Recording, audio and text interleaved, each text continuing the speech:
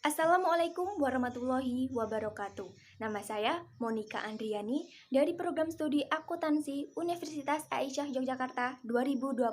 Pada kesempatan kali ini, saya akan menyampaikan materi tentang tahayul, bid'ah, dan khurafat yang pembahasannya terdiri dari pengertian, perbedaan di antara ketiganya, contoh, serta langkah-langkah cara menanggulanginya. Ada beberapa sumber referensi yang saya jadikan bahan materi, di antaranya modul teori AIK 1, website dari muslim.or.id, website dari almanhaj.or.id. Baiklah, sekarang kita masuk pembahasan yang pertama, yaitu tahayul. Tahayul berasal dari bahasa Arab, yaitu al-tahayul, yang bermakna reka-rekaan, persangkaan, atau hayalan. Tahayul hanyalah cerita hayalan manusia belaka yang merupakan sesuatu yang tidak nyata, yang mana ceritanya tidak jelas asal-usulnya, dan tidak ada dasarnya secara ilmu pengetahuan maupun agama, sehingga Islam melarang perilaku tahayul. Perilaku tahayul muncul sejak zaman jahiliyah. Namun, pada zaman modern saat ini, tahayul masih terus berkembang dan menyebar dengan mudah, karena tidak bisa terlepas dari pengaruh agama dan kepercayaan lama. Teman-teman pasti pernah mendengar bahwa angka 13 adalah angka sial. Angka ini dianggap dapat menyebabkan kesialan dan malapetaka bagi orang yang menggunakannya. Setiap ada musibah atau kejadian buruk selalu dikaitkan dengan angka 13. Misalnya, kejadian itu pada tanggal 13, korban dan kejadian ada 13 orang, kejadian itu terjadi di lantai 13, dan lain sebagainya. Bahkan, saking takutnya dengan angka 13, ada sebagian gedung atau bangunan yang tidak memiliki lantai 13. Jika naik lift, hanya akan menemui lantai 1 sampai dengan 12, dan kemudian lompat ke lantai 14. Bisa jadi karena si pemilik gedung benar-benar mempercayai kesialan angka 13. Atau demi menghindari rasa takut orang yang akan mengunjungi dan menggunakan gedung tersebut karena masih percaya dengan kesialan angka 13. Pada contoh tersebut, belum ditemukan secara ilmu pengetahuan bahwa angka 13 mengandung kesialan.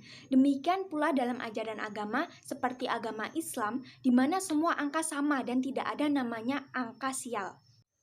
Contoh lain dari tahayul yaitu percaya dengan zodiak atau ramalan-ramalan, kejatuhan cicak yang konon katanya akan menimbulkan petaka, dan kupu-kupu yang masuk rumah akan ada tamu datang.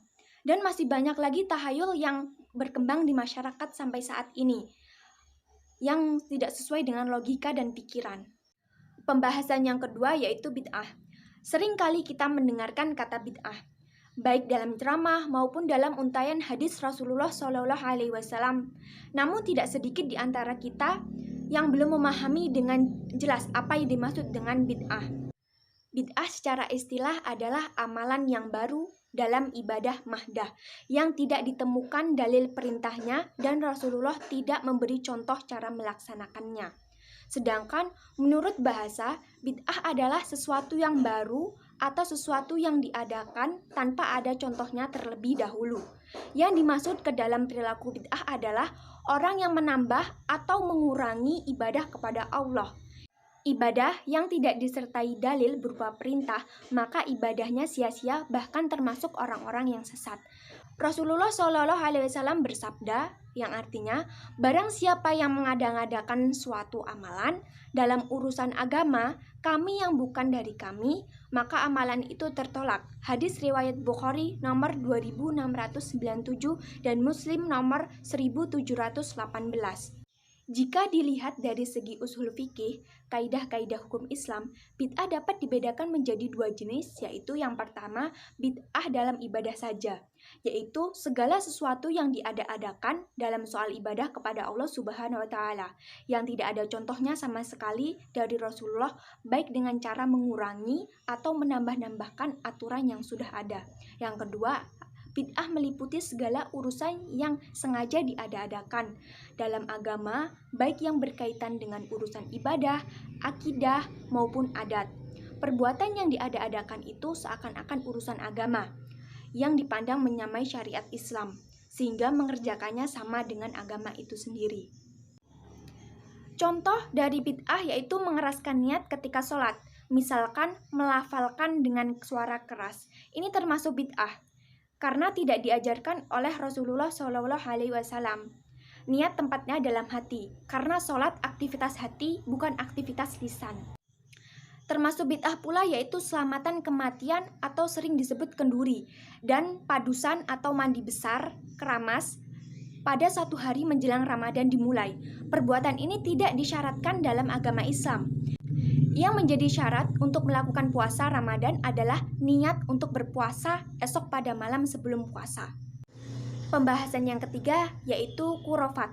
Khurafat adalah cerita, dongeng, legenda yang mempesonakan, tetapi dicampur adukan dengan perkara dusta, baik khayalan, ajaran-ajaran, adat istiadat, ramalan, pemujaan, kepercayaan, keyakinan terhadap sesuatu yang bertentangan dengan ajaran Islam.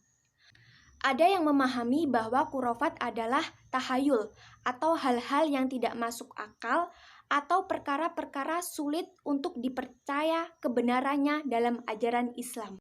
Dengan demikian, bagi umat Islam, ajaran atau pandangan, kepercayaan dan keyakinan apa saja yang dipastikan ketidakbenarannya atau yang jelas-jelas bertentangan dengan ajaran Al-Quran dan hadis Nabi dimasukkan dalam kategori khurafat. Contohnya, mencari berkah pada kuburan orang soleh karena yakin akan memberikan keberkahan. Contoh lainnya, keris yang diyakini memiliki kekuatan gaib yang dapat dimanfaatkan oleh manusia. Dan contoh yang terakhir adalah menolak bala dengan ayat-ayat Al-Quran yang dipakai sebagai azimat. Dari beberapa contoh perbuatan tersebut dapat dikatakan bahwa perbuatan tersebut adalah khurafat, perbuatan yang salah. Jika memang menginginkan agar doa dikabulkan oleh Allah, maka kita harus berdoa sungguh-sungguh, memintanya setulus hati, dan apa yang diminta adalah perbuatan baik. Lalu, apa yang membedakan tahayul, bid'ah, dan khurafat? Tahayul adalah hayalan belaka atau mengait-ngaitkan sesuatu dengan hal lainnya yang tidak jelas asal-usulnya. Seperti yang sudah saya jelaskan tadi, yaitu mengenai angka 13 atau percaya bahwa angka 13 adalah angka kesialan. Bid'ah adalah amalan baru, melakukan segala sesuatu tanpa didasari oleh Al-Quran dan Sunnah. Bisa dikatakan menambah atau mengurangi ibadah kepada Allah tetapi tidak disertai dengan dalil. Contohnya seperti selamatan kematian. Sedangkan khurafat adalah percaya kisah atau cerita-cerita yang bertentangan dengan ajaran Islam.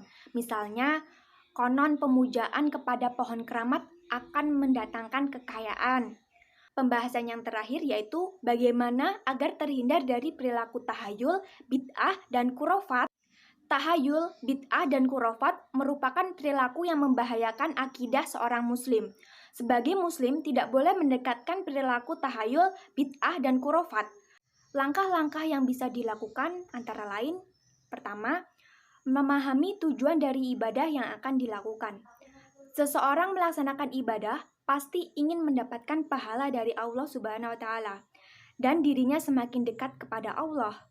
Dengan mengetahui tujuan dan maksud dari ibadah yang dilakukan, maka orang tersebut tidak akan sembarangan dalam melakukannya. Yang kedua, memperdalam ilmu agama. Kehidupan kita memerlukan ilmu agama untuk menuntun ke jalan yang benar. Ilmu agama penting untuk dipahami agar kita tidak mudah terjerumus ke dalam kesesatan. Orang yang tidak tersesat, maka hidupnya akan bahagia. Ilmu agama menuntun manusia agar dapat membedakan perilaku yang baik dan perilaku yang buruk. Sehingga seseorang yang memiliki ilmu agama maka akan lebih suka melakukan perilaku yang baik daripada perilaku yang buruk. Mana yang ada perintah atau dalilnya dan mana yang tidak ada perintahnya. Yang ketiga yaitu tidak taklid. Taklid adalah ikut-ikutan. Maksudnya adalah hanya mengikuti apa yang dilakukan orang lain tanpa mengetahui maksud melakukan perilaku tersebut. Apabila ikut-ikutan melakukan ibadah tanpa suatu perintah dari Allah Subhanahu wa Ta'ala, maka ibadahnya sia-sia. Dalam melaksanakan ibadah harus sesuai dengan tuntunan agama Islam, bukan ikut-ikutan saja. Lalu, bagaimana jika sudah terjerumus atau melakukan amalan tahayul, bid'ah, maupun khurafat? Maka segera bertobatlah dari dosa besar itu sebelum ajal menjemput. Dan optimis atau rasa penuh harap, yaitu berprasangka baik dan bertawakal kepada Allah. Kita sebagai umat Islam hendaklah menjauhi perilaku tahayul, bid'ah, dan khurafat. Perilaku tersebut sangat menyesatkan dan tidak disukai oleh Allah Subhanahu wa taala. Demikian yang dapat saya sampaikan, semoga dapat bermanfaat bagi kita semua dan ada hikmahnya. Bila ada salah kata, saya mohon maaf. Wabillahi taufik wal hidayah. Wassalamualaikum warahmatullahi wabarakatuh.